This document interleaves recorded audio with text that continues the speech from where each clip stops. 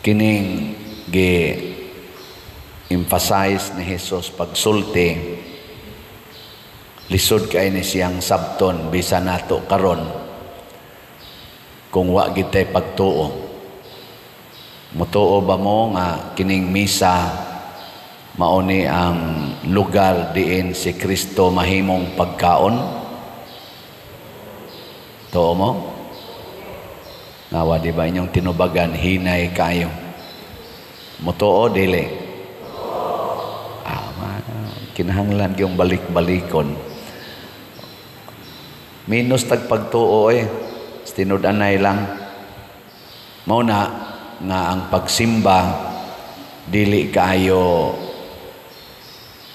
ginapangita sa mga tao. Labi na gyud og pagsimba kada adlaw. Bisan gani ka na ganing pagsimba o kada Domingo o mga holidays of obligation, maglisod man gani tagtuman. Ngano man, kay wa man ta motuo nga kini di ay misa or kuwang tas pagsalig o pagtuo, conviction, nga kining misa maoni ang lugar diin atong makaon ang kinabuhi nga mao si Kristo. Muna ang iya diyong gibalik-balik og mukaon mo nako, muinom mo nako, mabuhi gyud mo. Ug unsa may timailhan sa mga tao nga tinuod yung nikaon ni Kristo, sama sa atong unang pagbasa, makabaton og gahom sa pagbag-o sa kinabuhi sa mga tao. Makabag-o ba?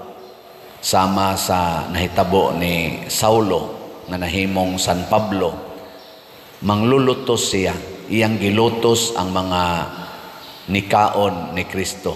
Nagsunod ni Kristo ba? Mga unang Kristiyanos, gitawag sila mga nagsunod sa dalan or the followers of the way. Mamuntoy una nilangan. Gilutos ni kanaganing Pablo or ni Saulo.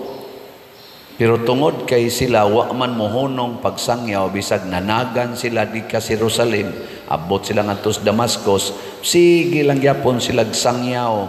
Wa gid sila mahadlok mo sangyaw. Mulikay lang sila sa molotos nila. Pero masakpan gid sila, musugot ra pod sila patyon. So ang unang timaan gyud gahom. Ilingyay mong tupad. Inana kay gahom. Ay, daghan kayog magpa-counseling. Father, tambagi in town ko, kaya di gyud maminaw nako akong anak. Kasurindiro nako, Father, aning akong bana. Kasurindiro nako aning akong asawa. Unsaon man ni nako, Father, oy nga bag-o ning ilang kinabuhi. Ang akong unang i-check nila, kumusta man sa imong kinabuhi? Kuyog ba nimo ang tag-iyas kinabuhi? Kuyog ba nimo sa imong kinabuhi ang tuburan sa gahom nga mao'y mo bag-o sa kasing-kasing? Ug moingon gani kang kuyog, nya nganong nangutana magkag-unsaon nimo pagbag-o nga sayon ra man kay nabag-ohon? Di ba? Ang kaaway nahimong kauban, ngano man kay ang sugo niining atong gikaon kani si Kristo, unsa may yang sugo, higugmaa ang imong kaaway. Nya ngano mangandoy pa man kang mabag-o ng imong bana nga magsigig pangaway nimo or kanang imong asawa nga magsig pangaway nimo, nga higugmaon ra man na. Di ba? Og mahigugma day kas usa ka tawo, imo ding usbon iyang naong. Tubag. Og nahigugma kas usa ka tawo, usbon day nimo iyang batasan. Ha? Tubag. Umauna. Unang pag-ingon ni Jesus, nagpakita si Jesus ni Ananias, adtua ang gingawlag Saulo. Unsa may tubag ni Ananias? Ginoo, nasayod ko nga kana kaaway na nato. Ni ana siya dinhi kay iya ming laglagon. Nya imo kong paadtuon. Ingon dayo si Jesus, lakaw lang adto kay naa kay buhaton. Uy, nabuta naman di ay si Saulo. Giayo ni Ananias si Saulo. Unya ang siyang tawag igsuong Saulo. Ang iyang kaaway gitawag niya igsuon. Ninduta no, imong ugangan sige pangaway nimo, nya mingon ka igsuong mama. Piste ka, animal ka, igsuong mama. I love you. Di ba? Ano ba? Kanindot ka no? Ang Team Marcos o Team Duterte, moingon din, igsuon kong Pilipino. O, ana. So, ang atong pilion karong umaabot eleksyon, kanang kamaong muhigugma sa tanang Filipinos, dili nang magsigig higugma sa pipila, niya magsigig panglutos sa uban. Pulos raman ta Filipinos. Niya ipapriso pagyud nimo ang imong kapwa Pilipino ngadto sa laing nasod. Kanang tanan nga na-related anang maong krimen nga ang usa ka Pilipino nga wa gani moagi og formal due process nato sa atong korte dinhi gipapriso dito sa ICC. Kaila ba mo kinsa gipriso ro sa ICC? Kaila kinsa mayngan? Mo na Tatay Digong, former President Duterte, ang tanan nga na-involved ni ana wa na sila'y gugma sa Pilipinas. Nga naman, purti manggin natong atiman sa atong OFW. Nga tuay in taon nang inabuhi dito, na maganing gipang priso dito, gihukman ng bitayon, ato maganing petisyonan gyud, hangyoon gyud nga ipadalang diri, di lang bitayon dito. Ang taga dinhi no, giblabay na no dito. Nga naman, kay wa mahigugma sa Pilipinos. O kining mga tao nga na-involve ani, nanagan ra ba ng uban or nahimong partido ang uban, ato na ng pahunongon karong Lunes. Gilingay mong tupad inaoyon kang father dili. Ingna. Ambot lang. Kinsa may involve ana, ang mga Team Marcos o Team Duterte. Way gugma. Kusog kayo ang graft and corruption dinis ato. Kusog kayo. Kay kaning mga leaders nato kasagaran nga naglingkod, mahaylog yung kwarta. Unya inig panahos eleksyon, manghaylo sana silag kwarta. Munang dagko kay silag budget. Milyon, bilyon ang budget. Nganong mo budget man kag dako kaayo para lang anang haron lang kamudaog. Kay bao ba mo giun sa pag-ilig ang atong bag-ong Santo Papa? Nga maunay leader sa around 1.4 billion Catholics. Way kwartang na involve boy, nga iya personal. Gani, sa mga tao nga hilig kayo mo kanang analyze, maghimog planning atong survey ba, kanang ba mga rating, di ba? Naaman kinsay number 1 sa survey, number 2, number 3, ana. Naaman sana dito, sige managbutang social media. Ang survey sa mga hilig mag-analyze aning kinsay masunod nga Santo Papa, gani, na-appeal man yun, nisikat man ang atong usas mga cardinals din si Cardinal Tagle. Murag 25% ang possibility siya sa survey nga mahimong Santo Papa. Doon na say 40%, doon na say 60%. Kaning ni ang na-elected karon si Cardinal Robert Francis Prevost.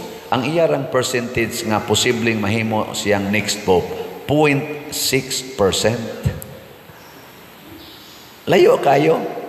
Niya atong niaging buwan ko no, tong before pagkamatay gyud ni Pope Francis, ang iyang unang percentage 2.1%. Niya nahimo pag yung 0.6%. Pero siya nahimong bag-ong Santo Papa. Nga naman, kay ang mga cardinals, 133 cardinals, wa mangumpanya, nagampo sa Espiritu Santo. Una nilang butar, wa maabot og 2/3 mao tong pag-aso, itom ang aso. Murag second voting raman tingali, nakapili dayon sila. Holy Spirit. Mo nakita sad karon, labi na kitang ni as Catholic Church na amantay si Simpil dinhi sa Cebu, na agitay prayer warriors. Na atay grupo nga gitukod, gipundok aron magampo panahon sa pagsugod sa eleksyon karong Lunes hangtod matapos alas 7 sa gabi. Atong iampo, magampo ta nga unta ang lamdag sa Espiritu Santo, dili ang lamdag sa mga kandidato, mao'y sundon sa mga butante. Kitang mga butante, mulaom ta sa Espiritu Santo, magampo ta na naman gitaroy mga choices. For sure, 90% sa mga mubutar na nagyud mo yung mga choices karon. Ampui usa. Ampui ba? Nganong kani may akong pilion? Mao nay una natong pangutana. Sunod, unsa may iyang binuhatan? Kamao ba sa ni siyang moampo? Kamao ba ni siyang mohigugma? Kamao ba ni siyang mopasaylo? Kay basig magsigilan ning panglutos sa iyang mga kaatbang sa politika. Magsigilan ning gastos kwarta para ilutos, ipapriso, ipa-impeach ang iyang mga kontra sa politika. Ikaupat na tong pangutana, unsa may mga saad ani niyas una nga akong mahinumduman, natuman ba o wa? Kaya may kusog ay mo saad, pero dili mo tuman. Giing na imong tupad, ing na gituman gini mo imong saad, ing na kuno. Nya mingon gani ka, dili tanan, liwat ra sana nimo. Na siya. Sa atong tubag sa Salmo, panglakaw kamo sa tibuok kalibutan og isangyaw ang maayong balita. Unsa may maayong balita nga duna natay pagkaon nga maghatag og kinabuhi. Duna natay pagkaon nga dili maghatag og kamatayon, ug mao kana ang lawas ug dugo ni Kristo. Unsaon man nato na pagkaon? Una, kinahanglan higugmaon og tuuhan nato ang iyang mga pulong nga naa sa Biblia. Ikaduha, musunod ta sa doktrina sa atong simbahang Katoliko, labi na ning mga sakramento, and the highest is the Holy Eucharist. Kanalay ato isangyaw, inyong mga anak, inyong mga apo, sultihi anak, nga useless ang pagpasar sa board exam, useless ang pagtrabaho og nindot kayong posisyon, useless ang pagnegosyo nga bilyon-bilyon imong income kung wa kay Ginoo.